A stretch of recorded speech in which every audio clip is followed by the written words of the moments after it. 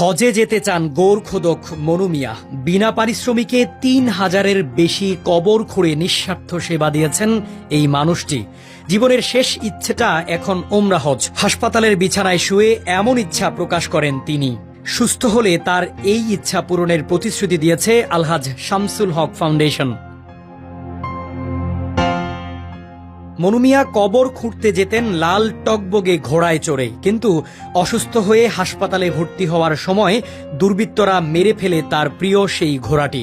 মনু মিয়ার এই গল্প সামাজিক মাধ্যমে ছড়িয়ে পড়লে চট্টগ্রাম থেকে ঢাকায় ছুটে আসেন মানবিক সংস্থা আলহাজ শামসুল হক ফাউন্ডেশনের চেয়ারম্যান মোহাম্মদ নাসির উদ্দিন। মনু মিয়াকে উপহার দিতে চেয়েছিলেন একটি লাল ঘোড়া ও একটি ঘোড়ার গাড়ি, কিন্তু আত্মসম্মান বোধে ভরা মনু মিয়া বিনয়ের সঙ্গে উপহার ফিরিয়ে দেন। এ বিষয়ে মোহাম্মদ নাসির উদ্দিন বলেন, প্রচণ্ড আত্মমর্যাদাশীল মানুষ মনু মিয়া সস্নেহে ঘোড়া বা ঘোড়ার গাড়ি উভয়টাই উপহার নিতে অস্বীকৃতি জানালেন। মূলত তিনি কারোর কাছ থেকে কিছু নিতে ইচ্ছুক নন। তখন তাকে জানালাম হাদিয়া নেওয়া সুন্নত। তিনি সঙ্গে সঙ্গে জানালেন হাদিয়া দেওয়া নেওয়া উভয়টাই সুন্নত।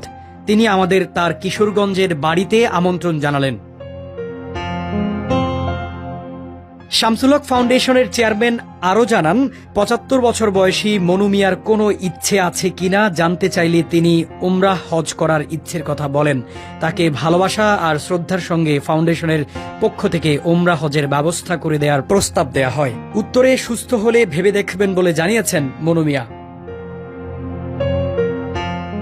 সাবেক রাষ্ট্রপতি জিল্লুর রহমান ও সাদেক হোসেন খোকা সহ ৩,০৫৭ জনের কবর খুঁড়েছেন মনু মিয়া। এই মহান মানুষটির অপূর্ণ ইচ্ছে পূরণের প্রার্থনা করে মোহাম্মদ নাসির উদ্দিন বলেন, তার মতো মানবিক মানুষ এদেশে বড্ড প্রয়োজন।